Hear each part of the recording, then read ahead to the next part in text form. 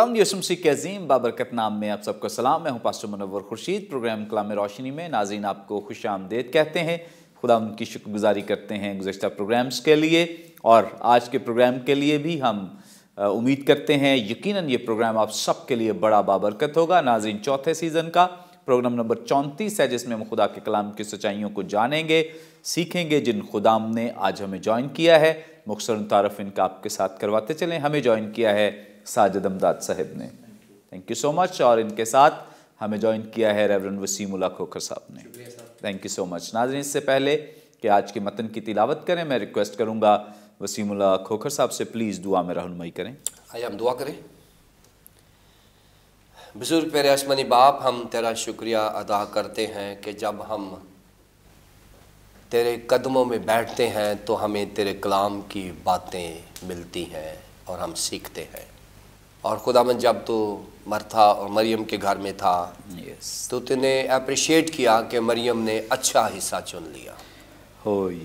इस अच्छे हिस्से के लिए खुदावंद तेरा शुक्रिया अदा करते हैं कि हम तेरे कलाम की गहरी और अमीक बातों को सवाए तेरी मदद के और पाक रूह के हम नहीं सीख सकते।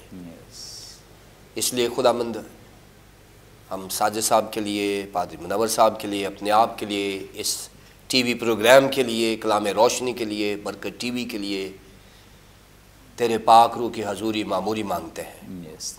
बिलखसूस हमारी आज के नशिस्त में जो बातें सीखी जाएं, सिखाई जाएं, तेरे कंट्रोल में रहें और एक बहुत बड़ा इम्पैक्ट हो, अच्छा रिज़ल्ट हो, सुनने वालों को मखसूस करते हैं कि खुदावंद जो बातें वो सुने उनके दिलों पर नक्श हो जाए और बहुत सारे लोग तेरी कुर्बत हासिल कर सकें।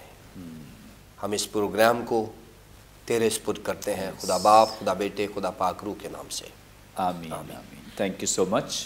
नाज़रीन, कलाम मुक़द्दस में से अपनी रहनुमाई के लिए आज हम तिलावत करेंगे मुक़द्दस यूहन्ना रसूल की मारिफत लिखी गई इंजील, इसका 4 बाब पहली 12 आयात। फिर जब खुदावंद को मालूम हुआ कि फरीसियों ने सुना है कि यीशु यूहन्ना से ज़्यादा शागिर्द करता और बपतिस्मा देता है, गो यीशु आप नहीं बल्कि उसके शागिर्द बपतिस्मा देते थे, तो वो यहूदिया को छोड़कर फिर गलील को चला गया और उसको सामरिया से होकर जाना ज़रूर था। पस वो सामरिया के एक शहर तक आया जो सुखार कहलाता है। वो उस किते के नज़दीक है जो याकूब ने अपने बेटे यूसुफ को दिया था, और याकूब का कुआं वहीं था। चुनांचे यीशु सफ़र से थका मांदा होकर उस कुएं पर यूं ही बैठ गया। ये 6 घंटे के करीब था। सामरिया की एक औरत पानी भरने आई। यीशु ने उससे कहा, मुझे पानी पिला, क्योंकि उसके शागिर्द शहर में खाना मोल लेने को गए थे। सामरी औरत ने उससे कहा कि तू यहूदी होकर मुझ सामरी औरत से पानी क्यों मांगता है, क्योंकि यहूदी सामरियों से किसी तरह का बर्ताव नहीं रखते।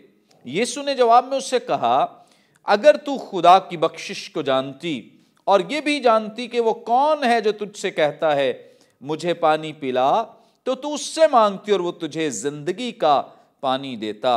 औरत ने उससे कहा, ए खुदावंद, तेरे पास पानी भरने को तो कुछ है नहीं और कुआं गहरा है, फिर वो जिंदगी का पानी तेरे पास कहाँ से आया?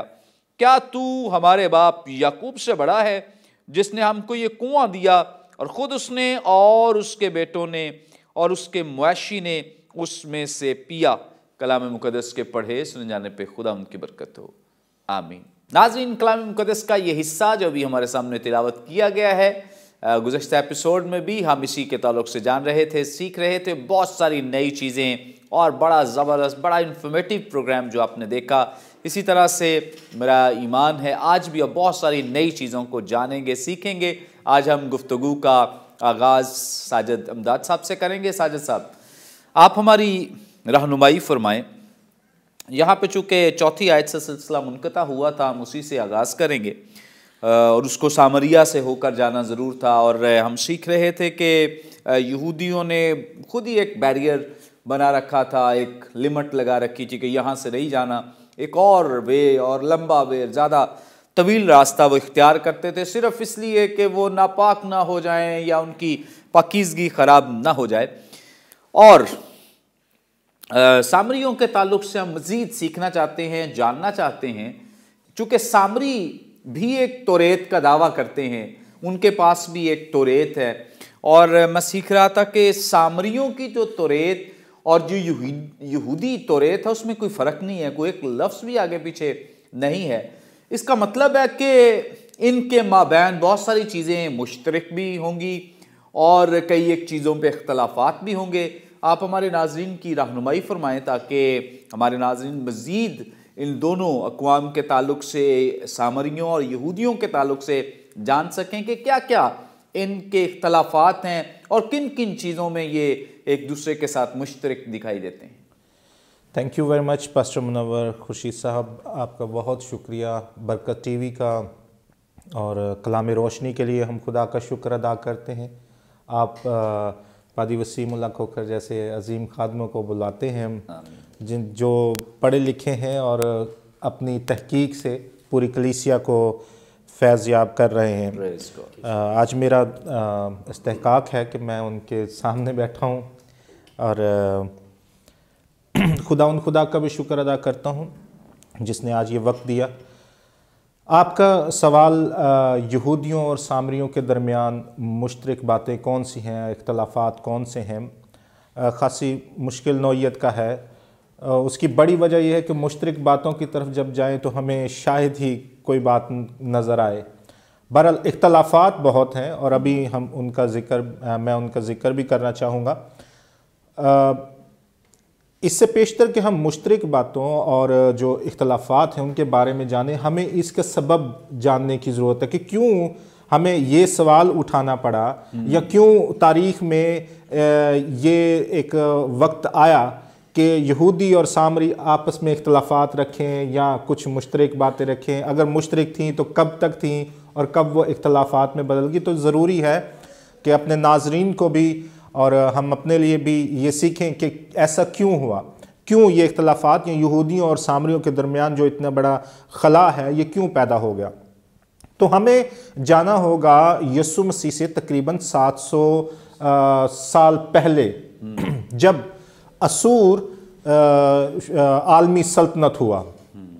اسوری بادشاہ نے، اسوری فوجوں نے سامریہ شہر کو محصور کر لیا۔ سامریہ شہر کو انہوں نے فتح کیا، اور 721 کاف میم یعنی یسوع مسیح سے 721 سال قبل جب اسوری بادشاہ اس شہر کو فتح کر چکا، اسوری فوجوں نے فتح کر لیا، تو ان کا ایک دستور تھا جو ہم کہہ سکتے ہیں کہ یہ سیاسی اور انتظامی تھا کہ پوری سلطنت، چونکہ کچھ چھوٹی سلطنت نہیں ہوتی تھی، پوری سلطنت تھی، اس لیے وہاں امن و امان قائم رہے۔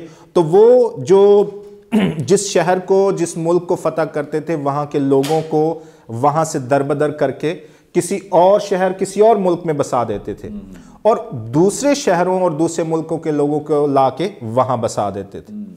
اب یہ قدرتی عمل ہے، اور سامریہ کے ساتھ بھی یہی ہوا۔ شاہ اسور نے سامریہ کے لوگوں کو قید کیا، اسیر کیا، اور ان کو جا کے اور ملکوں میں، شہروں میں جا کے بسا دیا۔ تھے تو یہ یہودی، جی، یہ اگر ہم مجموعی طور پر دیکھیں تو یہ بنی اسرائیل ہی کا ایک حصہ تھا۔ متحدہ جب تک متحدہ رہی تب تو یہودی ہی ہم کہہ لیں، یا اسرائیل، بنی اسرائیل کہہ لیں۔ جب یہ الگ الگ ہوئے تو اسرائیل کا جو ملک، جو 10 قبیلے تھے کہہ لیں، وہ الگ ہو گئے اور 2 قبیلے الگ ہو گئے۔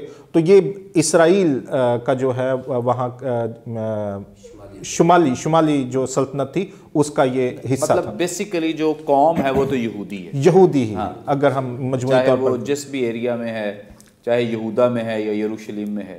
اور یہ ایک مشترک بات ہے جو ان میں کامن بات ہے جو اس تاریخ سے پہلے کی ہے۔ زیادہ تر ہمیں جو بھی مشترک باتیں ملیں گی وہ اس واقعے سے پہلے پیشتر کی ہیں۔ تاہم ابھی جو ایک میں ذکر کر رہا تھا کہ ہوا کیسے یا کیوں ہوا، तो ऐसे ही असूर के बादशाह ने सामरी लोगों के साथ भी किया। सामरिया शहर के लोगों को ले जाकर कहीं और बसा दिया, वहाँ के लोगों को यहाँ बसा दिया। और ये कुदरती अमल है कि अब जो लोग एक दूसरे के साथ बसते हैं तो वो एक दूसरे में शादी ब्याह करना और सारे एक दूसरे की रस्म व रिवाज, इक़्तिदार, सकाफ़त उनको एक शेयर करते हैं, एक दूसरे के साथ मिलकर रहन सहन करते हैं। तो ये सामरिया के लोग ख़ास तौर पर ये मखलूत नस्ल हो गए। मखलूत नस्ल ये कि उनके लोगों जो बाहर से कौमें आई हुई थी, इनकी बेटे बेटियों से शादियां की और वहाँ से जो नस्ल आगे बढ़ना शुरू हुई वो खालिस यहूदी नस्ल नहीं रही, वो खालिस इसराइली नस्ल नहीं रही। हालांकि सामरियों का ये मानना था और वो ये समझते थे, वो ये इस बात का दावा करते थे कि हम अब भी यकूब की नस्ल हैं। हम इस पर फिर कभी बात करेंगे कि क्यों यकूब ही को उन्होंने ख़ास तौर पर, तब वो यकूब या इब्राहिम या इसहाक ही की नस्ल से, यानी उसी बनी इसराइल का एक हिस्सा अब भी हैं। लेकिन यहूदी जो बिलखसूस यहूदा के कबीले और बनियामीन के कबीले के लोग हैं, वो असीर तो हुए। ये सवाल भी उठ सकता है कि वो भी तो असीर होके गए थे, वो असीर होके गए थे, बाबल की असीरी में गए थे, लेकिन वो जैसे असीर होके बतौर यहूदी गए वैसे ही वापस आ गए। उनके दरमियान दूसरी कौमों का ना तो आना हुआ, ना ही वो दूसरी कौमों में जाके उन्होंने शादियां ब्याह की, वो ऐसे ही खालिस के खालिस यहूदी ही रहे। ये एक बहुत बड़ी वजह थी जिसके सबब से जो यहूदी थे वो सामरी लोगों से नफरत करते थे, यहाँ तक कि उनको जाहिल इंसान या कुत्ते कहा करते थे। और सिराख की किताब, यशूआ बिन सिराख की किताब में उसका आखिरी बाब 50वां बाब है, उसमें बिलखसूस इनका जिक्र किया गया है कि इनको तो लोग या इंसान ही नहीं समझा जाता था। ख़ास तौर पर दौरे बैनुल अहदैन में, यानी मलाकी और मत्ती के दरमियान का जो अरसा है, उनमें सामरी जो कौम है इसके साथ बहुत ज़्यादा बुरा सलूक किया गया और इनको पीछे हटा दिया गया। इसलिए इस कौम के बारे में हमें मालूमात भी कम मिलती हैं। जो मालूमात हैं वो यहूदी मुसन्निफीन ने लिखी या मौजूद हैं उनकी, लेकिन वो भी मस्क शुदा हैं।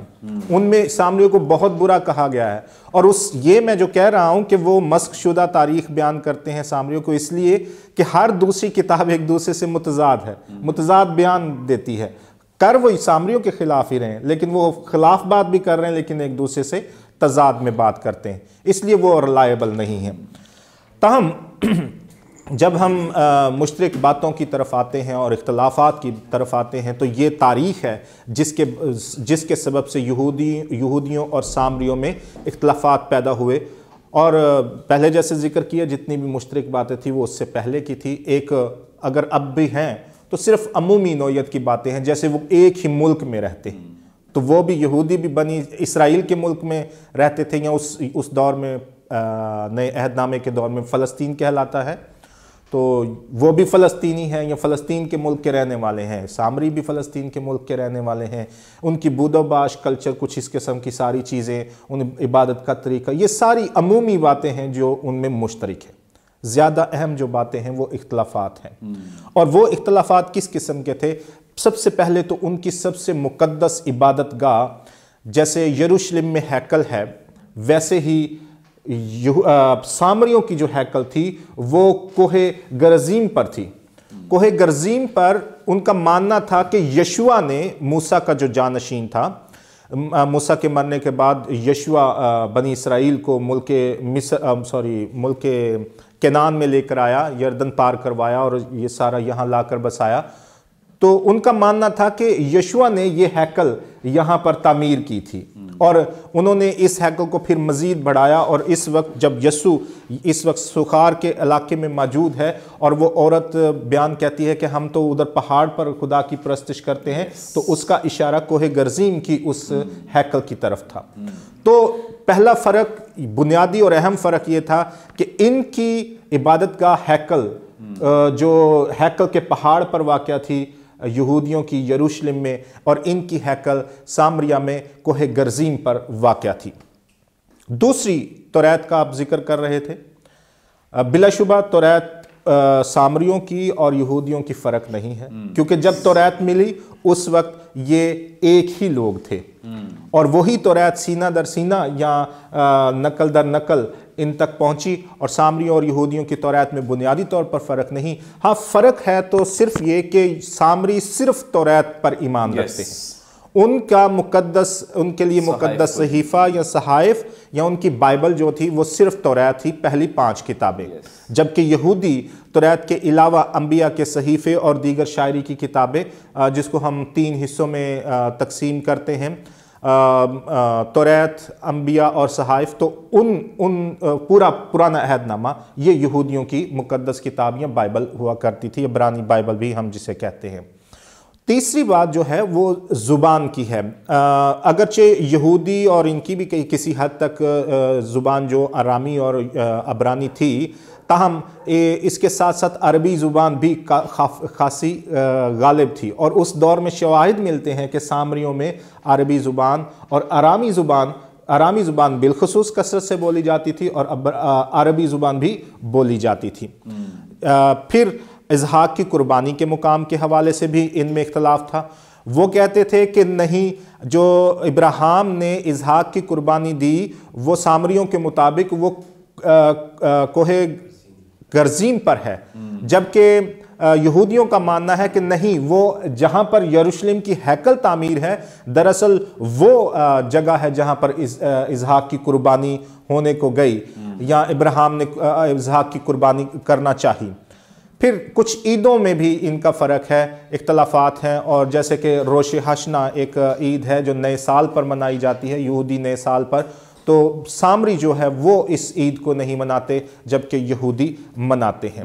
बहरहाल इन सब जो इख्तलाफात हैं उनमें बुनियादी तौर पर इख्तलाफ हैकल, तौरात का और इज़हाक की कुर्बानी का एक बड़े अहम मौजू हैं जो इख्तलाफात के हवाले से खासा मुकाम रखते हैं।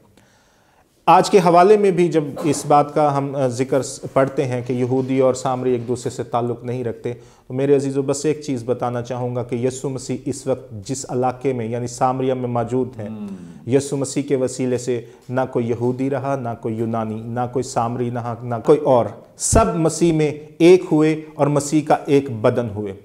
आज हम जैसा कि कुछ देर पहले एक गुफ्तगू भी कर रहे थे, लेकिन आज फिर वही वक्त आ चुका है कि हमें मसीह ने एक किया, हमें कौमों और ये ज़ात प्रीत ये सब चीज़ों से अलग करके खुदा में अपने एक खुदा के फ़र्जंद बनाए और हमें एक किया।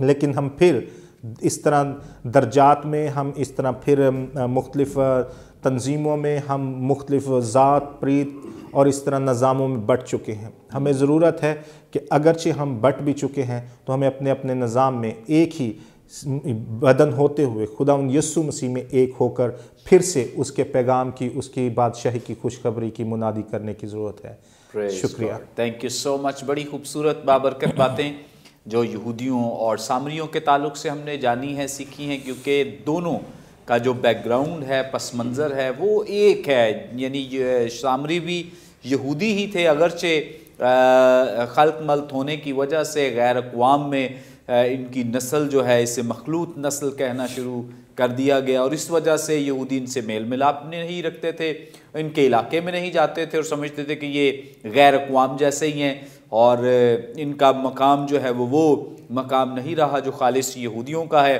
इनसे नफ़रत की जाती थी। मसीह ने आकर, जब लिखा है कि उसको सामरिया से होकर जाना ज़रूर था, तो मसीह ने आकर इस बैरियर को ब्रेक किया कि अगरचे लोगों ने तो इनसे बड़ी नफ़रत की है, दुत्कार दिया है, रद्द कर दिया है, उन्हें गैर कौम समझते हैं, उन्हें नापाक समझते हैं, यीशु मसीह ने जाकर वहाँ पर मुनादी की और अपनी बादशाहत के दरवाज़े न सिर्फ यहूदियों के लिए बल्कि गैर अक़वाम के लिए भी खोल दिए, ताकि उनको भी अपने गले से लगाया जाए, ताकि वो भी हमेशा की ज़िंदगी के वारिस बन सकें। नाज़रीन, हम सब के लिए ये पैगाम है इस नए साल का कि हम भी गैर अक़वाम को मसीह के इस पैगाम के साथ मसीह की बादशाहत में शामिल करें, ताकि हम भी उन लोगों के साथ मिलकर इस दिन को सेलिब्रेट भी कर सकें और बहुत सारे लोगों को मसीह की बादशाहत का वारिस ठहरा सकें, उनके साथ उनकी हेल्प कर सकें, मदद कर सकें, ताकि वो मसीह को अपना शख्सी निजात दहिंदा कबूल कर सकें। आगे बढ़ेंगे और रेवरेंड वसीम उल हक खोखर साहब से जानेंगे। سر آپ ہماری رہنمائی فرمائیں، ابھی چونکہ ذکر چل رہا ہے سامریا کا ہی تو آگے بھی بات چلے گی، چونکہ سارا پیسج اسی تعلق سے ہماری رہنمائی کرتا ہے۔ 5ویں آیت میں لکھا ہے، پس وہ سامریا کے ایک شہر تک آیا جو سوخار کہلاتا ہے، وہ اس قطعے کے نزدیک ہے جو یعقوب نے اپنے بیٹے یوسف کو دیا تھا۔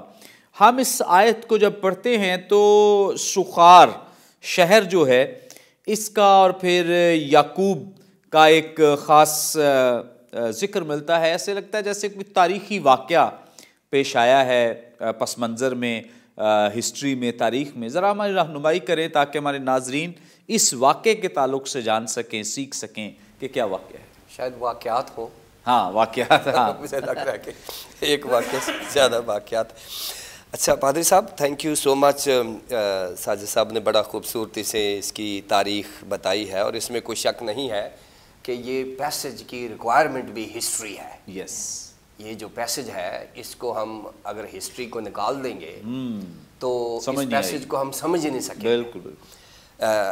یہ اس کا ہسٹوریکل بیک گراؤنڈ جب ہم ایکسپوزیشن کرنے کے لیے لوگوں کو پڑھاتے ہیں تو ہم کہتے ہیں کہ آپ کسی بھی آیت کے پیچھے جو ہسٹری ہے یس، وہ اس کا کانٹیکسٹ، ہسٹوریکل کانٹیکسٹ ہوتا ہے، اس کو ہم اس کو چھوڑ نہیں سکتے، اگنور نہیں کر سکتے۔ لیکن یہاں پر ہم یوحنا کی مقدس یوحنا رسول کی انجیل کو پڑھتے ہوئے یہ کانٹیکسٹ بھی کبھی نہ بھولیں کہ مقدس یوحنا خداوند یسوع مسیح کو ایک ڈیوائن پرسنالٹی کے طور پر پیش کر رہے ہیں۔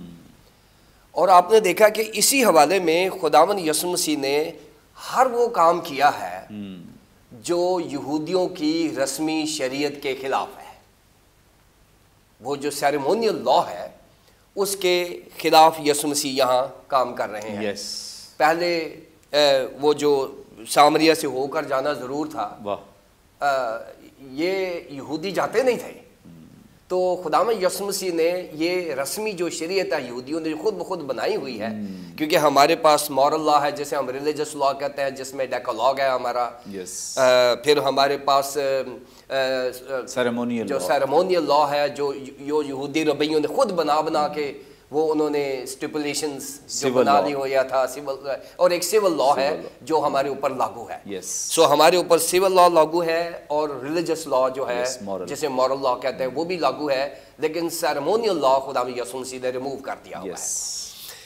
اب یہاں سیریمونیل لا ہے، ساجد صاحب نے بتایا ہے کہ یہ جو فلسطین کا نقشہ ہے یسوع مسیح کے، خاص طور پہ اگر اس ایک بات کا بھی اضافہ کر دیا جائے کہ سیریمونیل لا کو خداوند یسوع مسیح نے مکمل کر دیا ہے، اس کو مکمل کر دیا، اب اس کی ضرورت نہیں ہے۔ اب دیکھیں جیسے ساجد صاحب نے بتایا کہ جو فلسطین کا نقشہ جو یسوع مسیح کے دور کا ہے یہ شمالاً جنوباً ہے، یہ ایسے اوپر سے نیچے آتا ہے، اور اگر شمال سے جنوب تک اس کو پیمائش کرے تو اتنا بڑا ملک نہیں تھا، یہ 120 میل اس کا وہ جو پورا سفر تھا، اور اگر آپ شمال سے جنوب تک چلیں نا تو میرے خیال میں کچھ 6 یا 7 دن میں آپ پیدل چلیں تو آپ شمال سے جنوب تک سفر کر سکتے ہیں۔ اس کے سینٹر میں جو ہے وہ سامریا ہے۔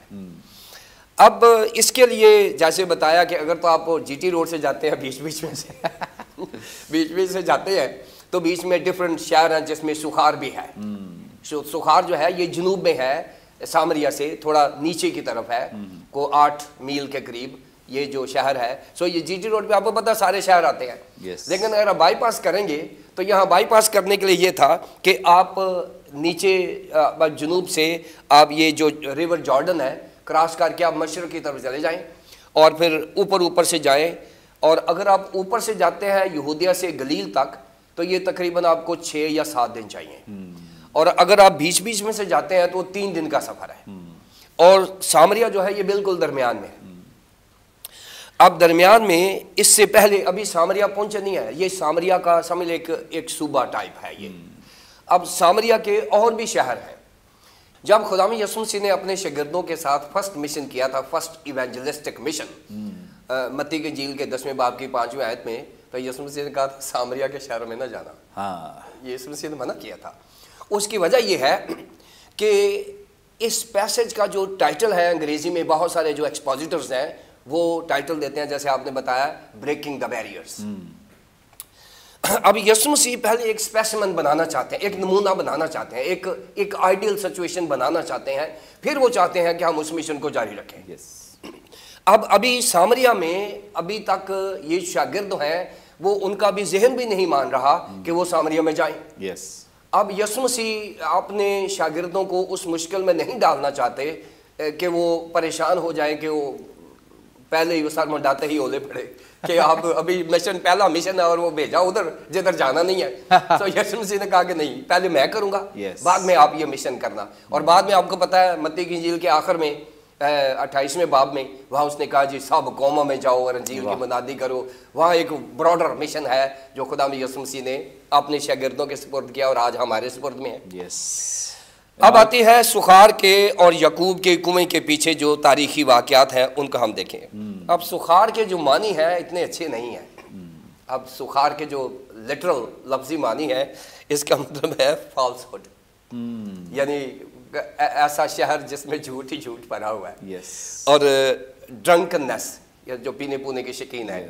یعنی یہ اگر اس کے لفظی معنوں میں جائیں تو اس سخار کا مطلب ہے ایسے لوگ جو جھوٹ کو بلیو کرتے ہیں اور جو پینے پلانے والے لوگ ہیں. یہ اس کے لفظی میں ہو یا نہ ہو علیحدہ بات ہے, لیکن یہ اس میں بتایا گیا ہے. نشیوں کی اماج کا, نشیوں کی اماج کا یہ کہہ لیں. اب یہ جو سخار ہے یہ اس کے جنوب میں ہے 8 میل کے قریب. وہاں پر ایک کنواں ہے. اس وقت جو پانی کا مہیا کرنا تھا وہ کنویں ہوا کرتے تھے. یہ ہینڈ پمپ کی ٹیکنالوجی ابھی ڈیولپ نہیں ہوئی تھی, اور آج کل تو آپ کو پتہ لیٹسٹ ہمارے پاس پمپ لگے ہوئے ہیں, ٹیوب ویل لگے ہوئے ہیں, لیکن ان دنوں میں یہی تھا. اور اگر آپ پرانے جو ہمارے مسیحی گاؤں ہیں دیکھیں, اس کے گاؤں کے سینٹر میں ایک کنواں بھی ہوا کرتا تھا. اگر پرانے کرسچن جو گاؤں ہیں اس میں دیکھیں, آج کل بند کر دیے ہوئے انہوں نے کیونکہ آج کل تو گھر گھر وہ موجود ہیں, لیکن پانی کا جو سسٹم ہے پانی نکالنے کا وہ کنویں ہوا کرتا تھا. یہ جو کنواں ہے جسے یعقوب کا بیر یعقوب یا یعقوب کا کنواں کہا جاتا ہے, یہ پانی کی پروویژن تھی اس گاؤں کے لیے جو سخار کے قریب جو کنواں تھا. سخار کے لیے یہ پانی کی پروویژن تھی, یا گاؤں کے درمیان میں یا گاؤں کے تھوڑا سا باہر یہ ہوا کرتا تھا. اب اس کنویں سے متعلق تھوڑی انفارمیشن ہے جو اپنے ناظرین کو میں دینا چاہ رہا ہوں. یہ کنواں تقریباً 100 سے 105 فٹ جو ہے گہرا ہے. 9 فٹ اس کا مدار ہے, اور 15 فٹ پانی اس میں اس کی گہرائی ہے, پانی کی گہرائی. اور اس کے لیے جو بھی ٹریولر ہوا کرتے تھے, جو پیسنجرز جو سفر ہوا کرتے تھے, ان کے پاس ایک وہ لانچ ہوتی تھی, ڈوری سی ہوتی تھی, اور ایک جو سکن کا جو چمڑے کا وہ مشق ہوا کرتی تھی, وہ پانی ڈال کے نکالا کرتے تھے. اس لیے خدا یسوع مسیح کی کنورسیشن میں یہ بھی آیا کہ تیرے پاس تو ہے ہی نہیں ہے, وہ پانی کیسے نکالے گا. سو وہ یہ مسافروں کے پاس ہوا کرتا تھا. تو اس سخار اور یعقوب کے کنویں کے تعلق سے یہ ہے کہ اس میں اکثر 2 لوگ آیا کرتے تھے اس میں کرنے کے لیے. ایک تو یہ ہے کہ وہ میل نوجوان جب آیا کرتے تھے کنویں پر, وہ آیا کرتے تھے جنہوں نے کسی لڑکی کو پسند کرنا ہے, اور یہ ایک طرح سے میرج بیورو بنا ہوا تھا کہ وہاں لوگ جو جنہوں نے شادیاں کرتی تھی وہ, کیونکہ وہاں لڑکیاں آتی تھیں تو وہاں وہ ایک دوسرے کو پسند کر لیتے تھے. یہ روایت بنی ہوئی تھی کہ اگر کوئی شادی کرنی تو سخار دے کنویں دے چلے جاؤ یار, وہ تو لبجے کی کڑی کوئی لگی. تو آپ کو پتا وہ ابراہیم کا جو نوکر گیا تھا وہ کنویں پر ہی گیا تھا. تو یہ ایک بنی ہوئی تھی. اور جو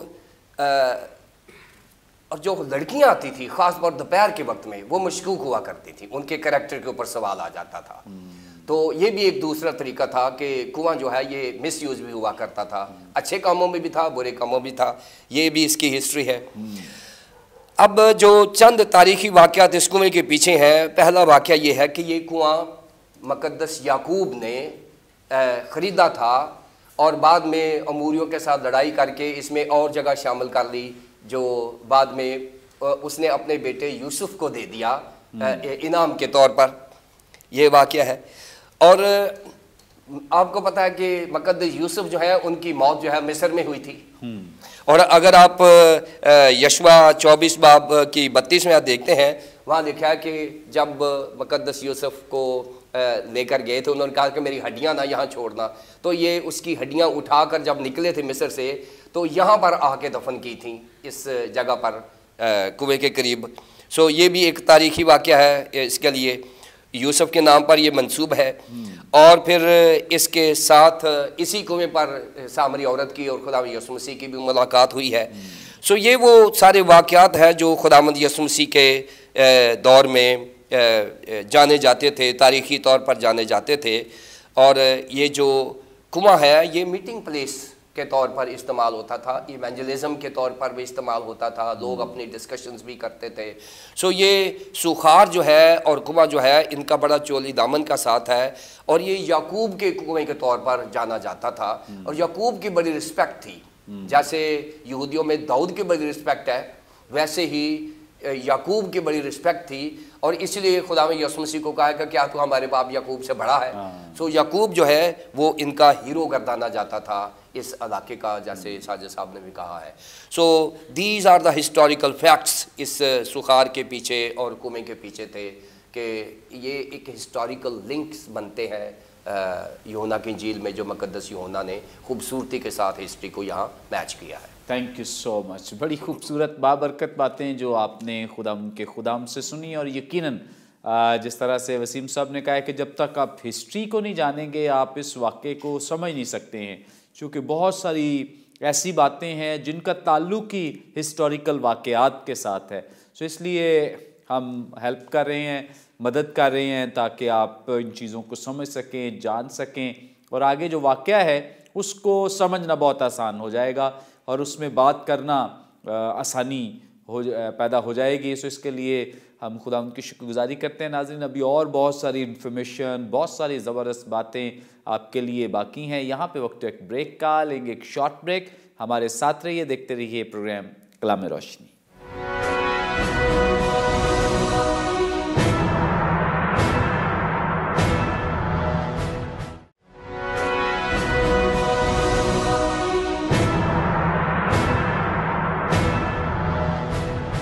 ویلکم بیک ناظرین، آپ دیکھ رہے ہیں پروگرام کلام روشنی. بریک پر جانے سے پہلے بڑی خوبصورت بابرکت باتیں جو آپ خدا کے وسیلے سن رہے تھے، جان رہے تھے. آگے بڑھیں گے اور ساجد امداد صاحب سے ایک دفعہ پھر ہم گفتگو کا آغاز کریں گے.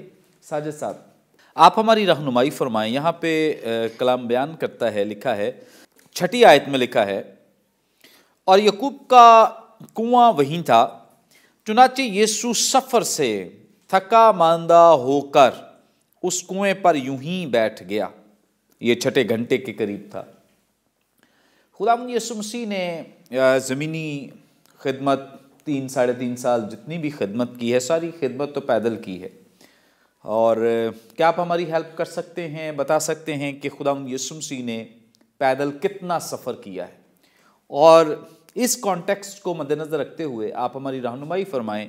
یسوع مسیح یہاں پہ تھکے ہوئے آئے ہیں، اس کا مطلب ہے کہ وہ پیچھے کوئی سفر کر رہے ہیں، اور اس کا کوئی کانٹیکسٹ تو بنتا ہے. اگر یہاں پہ تھکاوٹ کا ذکر ہے تو اس کانٹیکسٹ کو مد نظر رکھتے ہوئے ہماری رہنمائی کریں، بتائیں کہ خداوند یسوع مسیح کہاں سے چل کر آئے ہیں اور کتنا اب تک انہوں نے اس کانٹیکسٹ میں سفر کیا. 2 سوال ہیں آپ کے پاس. جی تھینک یو ویری مچ. اور ایک ایسا سوال ہے جس کا اناجیل میں کوئی جواب نہیں ہے. تاہم ایسا بھی نہیں ہے کہ اگر اناجیل جواب نہیں دے رہی تو جیسا پادری وسیم اللہ کھوکھر صاحب اور آپ بھی بیان کر رہے تھے کہ تاریخ ہے، کچھ اور بیرونی شواہد ہیں، ثقافت ہے، ایک تاریخی پس منظر ہے، اور اس دور کے اور بہت سے ایسے علوم ہیں جو آج تک چلتے آ رہے ہیں، اور وہ ہماری مدد کر دیتے ہیں کہ ہم کہیں نہ کہیں طور پر کچھ نہ کچھ حاصل کر لیں. لہٰذا یہاں میں یہ واضح کرنا چاہتا ہوں کہ یہ جتنی بھی معلومات میں ابھی اس سوال کے جواب میں بیان کرنا چاہوں گا، یہ حتمی نہیں ہے، یہ مصدقہ نہیں ہے.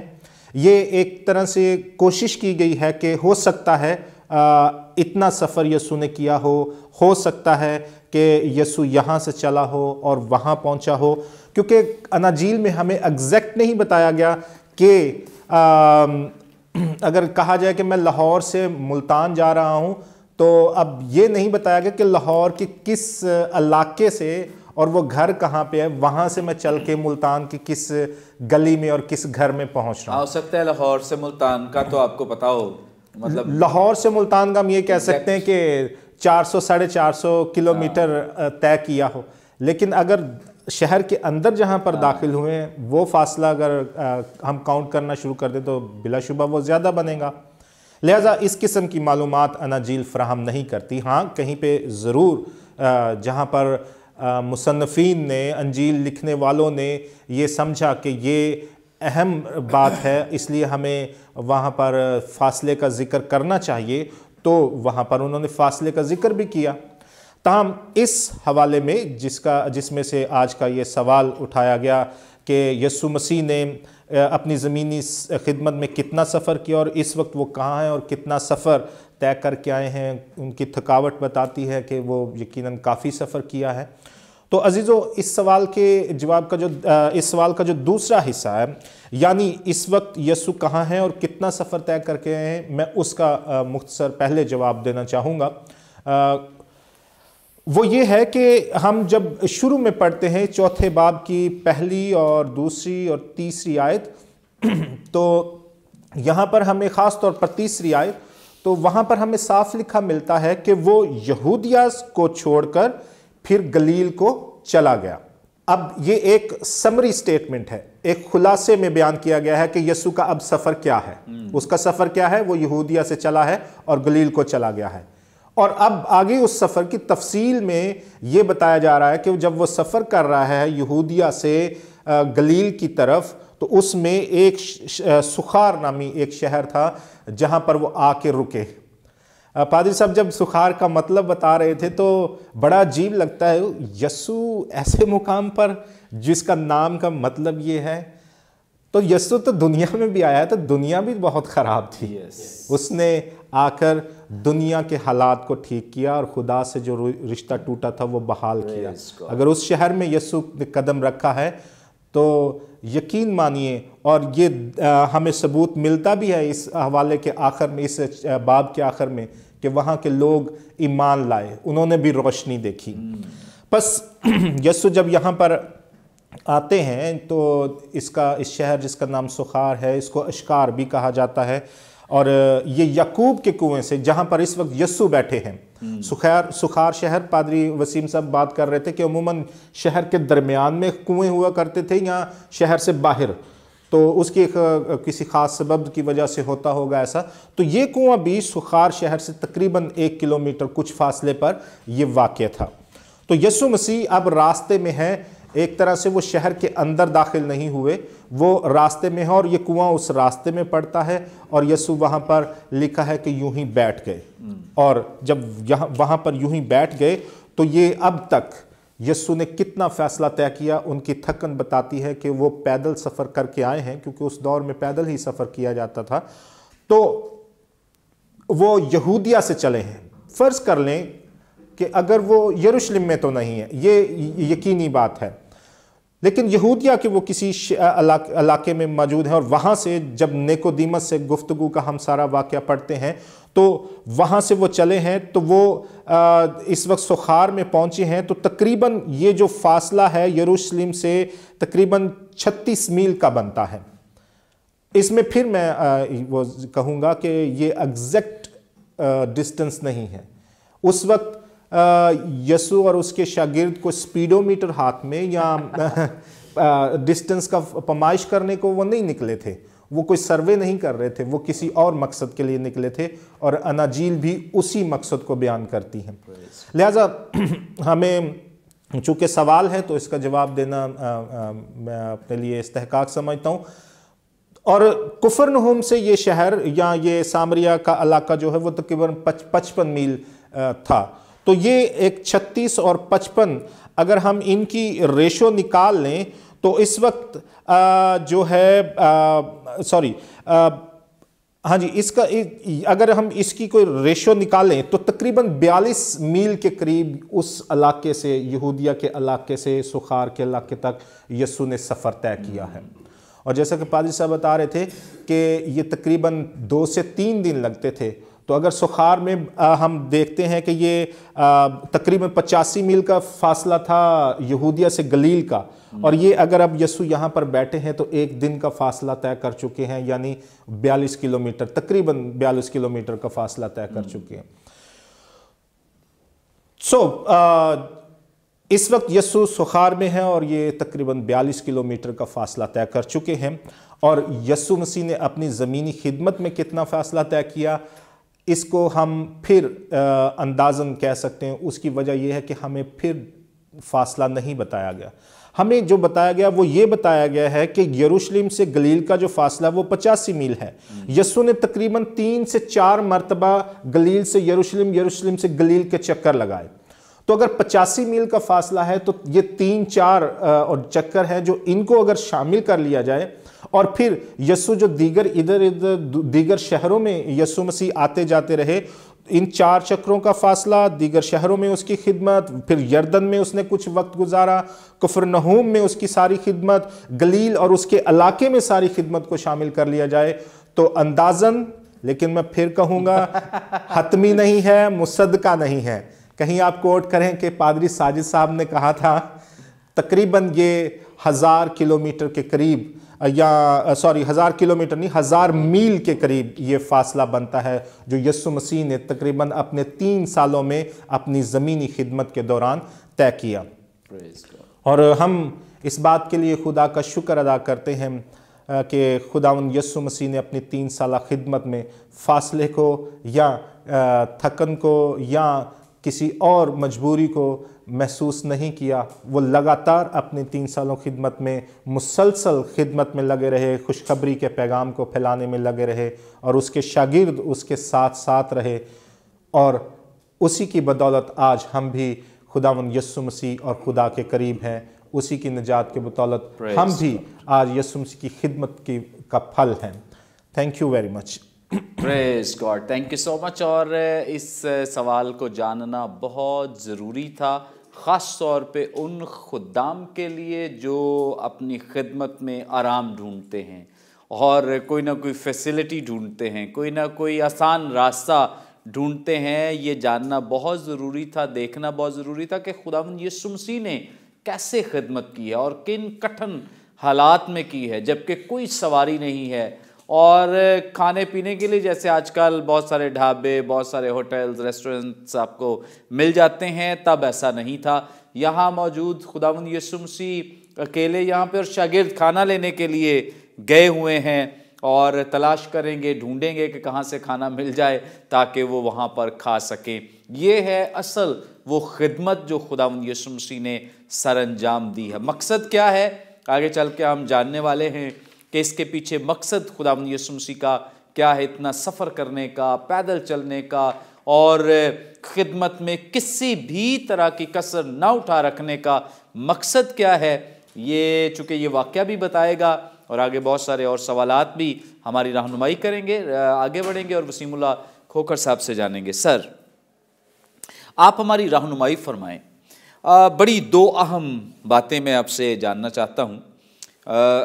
एक तो यहाँ पे जैसे ही ये तमहीद बांध दी गई है, क्योंकि मुक़द्दस यूहन्ना ने बड़े ज़बरदस्त तरीके से वाक़े को अभी बयान नहीं किया, उससे पहले बहुत सारी चीज़ों को बयान कर दिया ताकि हम जो वाक़या है उसको समझ सकें, जान सकें।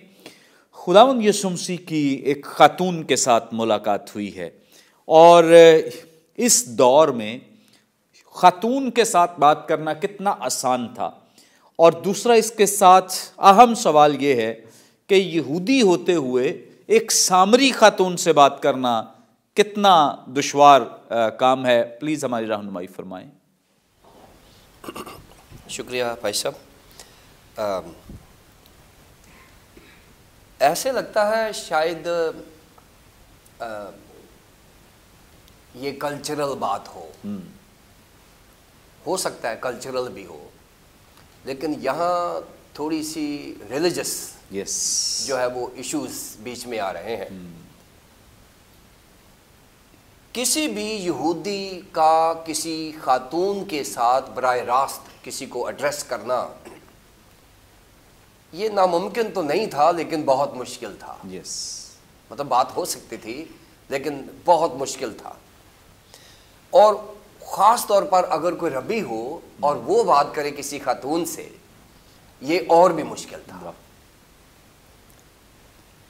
شاید اس کے پیچھے ایک جو ریلیجس خیال ہے، تھیولوجیکل خیال تو نہیں ہے، یہ ریلیجس مذہبی نقطہ نظر ہے پیچھے، کہ یہودیوں کے ذہن میں یہ تھا کہ یہ جو خاتون ہے یہ ہمارے باغ سے نکلنے کا سبب بنی ہوئی ہے، جو نہیں تو ہم باغ میں رہتے، یہ تو باغ میں رہتے ہیں۔ ان کے ذہن میں یہ ریلیجس، یہ روحانی آئیڈیا نہیں ہے، روحانی نظریہ نہیں ہے، یہ مذہبی، اور آپ کو پتہ مذہب بڑا خطرناک، اگر آپ مذہبی ہیں تو یہ اتنی اچھی بات نہیں ہے، روحانیت بہت اچھی بات ہے۔ تو یہ مذہبی خیال ہے یہودیوں کا کہ کیونکہ ہم عورت کے سبب سے باغ عدن سے باہر نکلے ہیں، لہٰذا انہوں نے اپنی دعا میں شامل کیا ہوا تھا، جو صبح کرتے تھے، وہ کہتے شکر ہے کہ تو نے عورت نہیں مجھے عورت نہیں بنایا، کیونکہ وہ عورت کو ایسا وہ یہاں وہ گناہ گار ٹھہراتے ہیں کہ اس نے یہ کیا ہے۔ ایک تو یہ بہت بڑی رکاوٹ تھی۔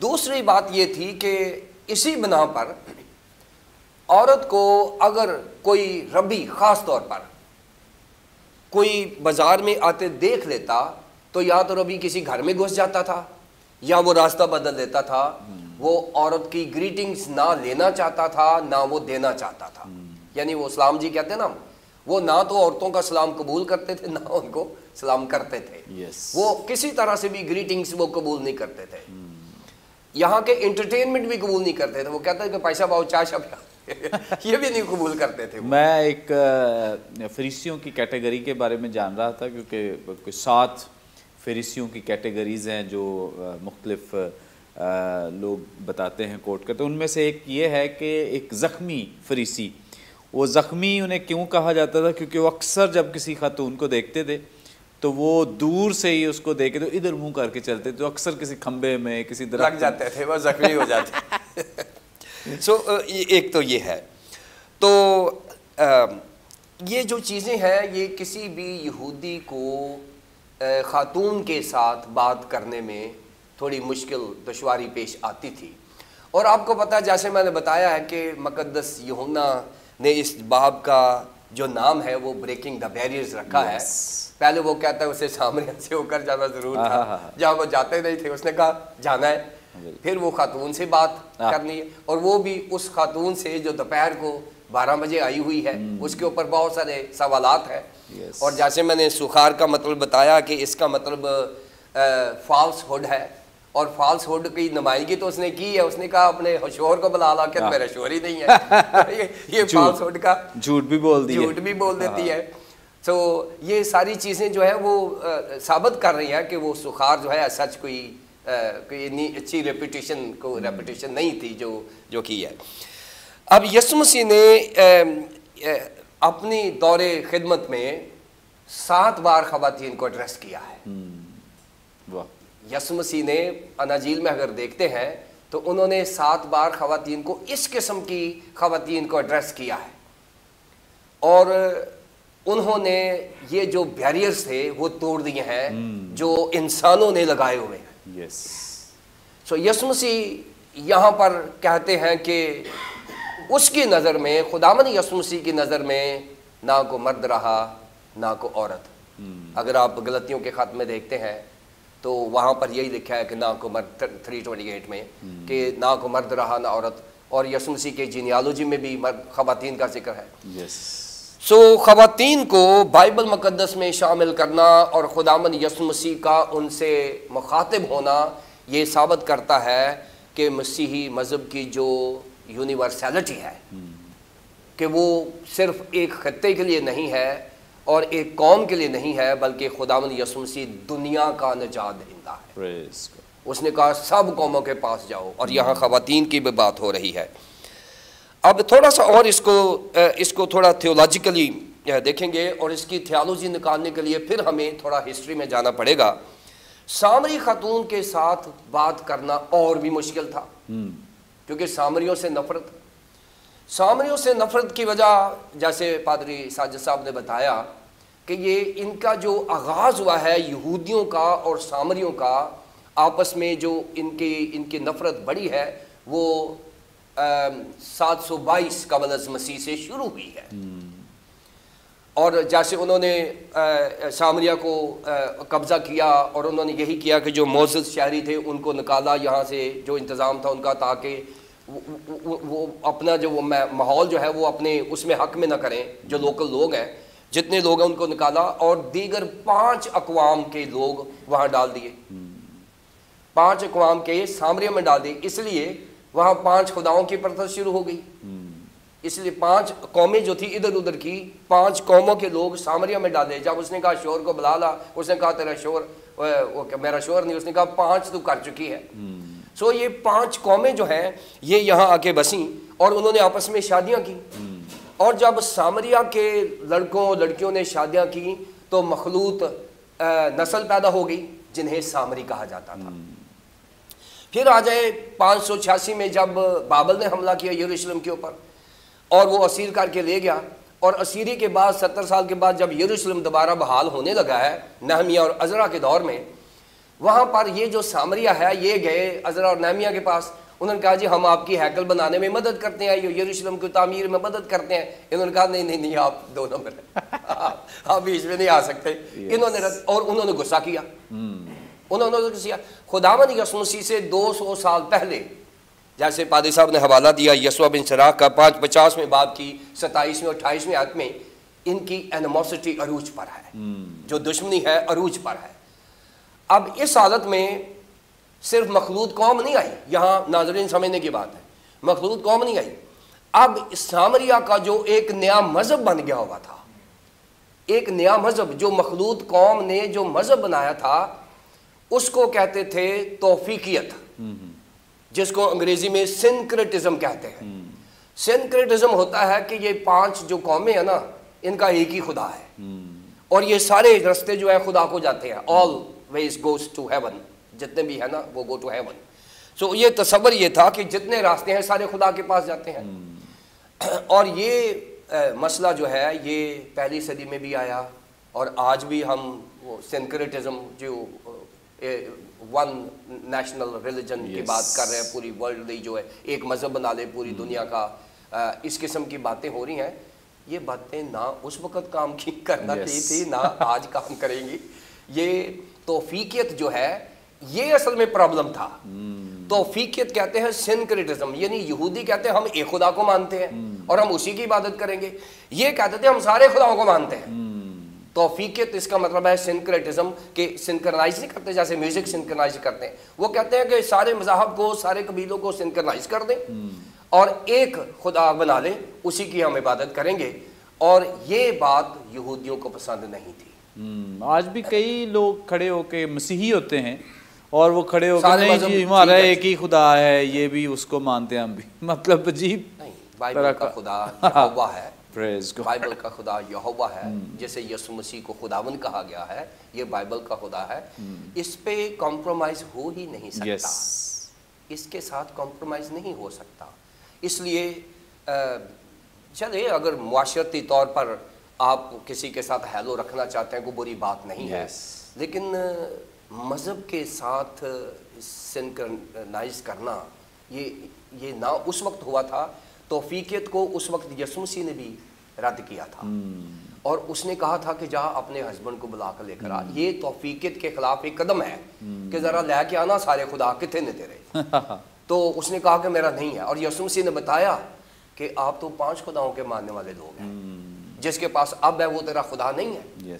और यहाँ एक तो ये है लिटरली ये भी है कि वो जिस शोहर के साथ रह रही थी उसके साथ उसका निकाह नहीं था, वो बगैर निकाह के वो रह रही थी, ये भी उसका गुनाह था। सो सुखार जो है अपने मीनिंग्स यहाँ दे रहा है। सो यहाँ सामरी औरत के साथ इंटरेक्शन करना जब कोई करता था तो उस वक़्त उस रब्बी को एक्सकम्युनिकेट कर देते थे, वो छोड़ देता था, उसको कहता कि नहीं अब मैं ये मज़हब ये जो जिम्मेदारी है ये नहीं कर सकता क्योंकि। और ये शागिर्दों ने नोटिस किया कि यीशु मसीह जो है वो एक अहली खातून से बात कर रहा है, क्या बात है भाई।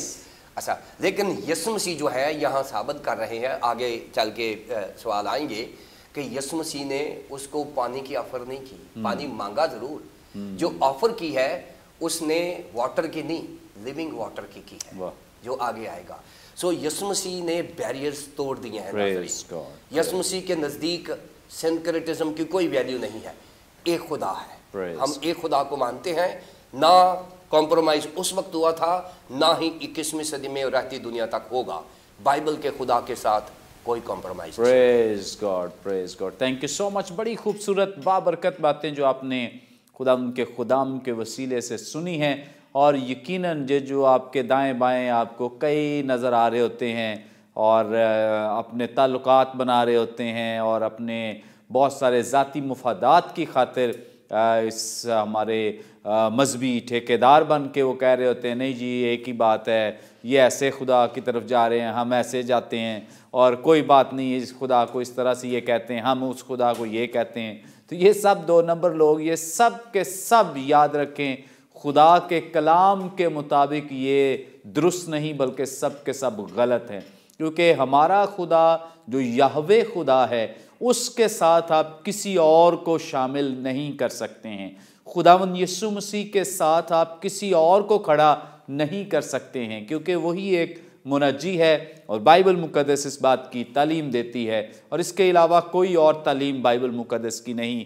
किसी और को मुनज्जी नहीं कहा जा सकता, किसी और को खुदावंद नहीं कहा जा सकता है। तो इसके अलावा अगर कोई किसी को कहता है तो समझें कि वो हम में से नहीं है। कलाम बयान करता है उनमें से निकलकर अलग रहो। तो हमें खुदा ने जब अलग शान, रुतबा, मर्तबा दिया है और एक अलग पहचान दी है, तो क्यों आप उनके पीछे जाकर छुपना चाहते हैं और अपनी आइडेंटिफिकेशन को छुपाकर आप किसी और का लुबादा ओढ़कर कुछ और बनना चाहते हैं? तो हमारे पास और खुदा के कलाम के मुताबिक इस बात की कोई गुंजाइश मौजूद नहीं है। Thank you so much sir, thank you so much. यकीनन नाज़रीन आज के प्रोग्राम के वसीले से भी आपने बड़ी बरकत पाई है। अभी भी आपका कोई सवाल हो, स्क्रीन पर दिए गए नंबर्स डायल करें, अपना सवाल हम तक पहुंचाएं। कोई दुआ या दरख्वास्त तो दे सकते हैं, टेस्टिमनी शेयर कर सकते हैं। हमारे तमाम प्रोग्राम्स आप यूट्यूब पे वॉच कर सकते हैं। वॉच करने के लिए बरकत टीवी ऑफिशियल के नाम से हमारा चैनल है, ज़रूरी से सब्सक्राइब करें, दूसरों के साथ शेयर करें, ताकि ज़्यादा से ज़्यादा लोग खुदा के कलाम की सच्चाइयों को जान सकें, सीख सकें। आइंदा एक नए प्रोग्राम के साथ दोबारा आपकी खिदमत में हाजिर होंगे। तब तक के लिए इजाज़त दीजिए। देखते रहिए बरकत TV. God bless you all.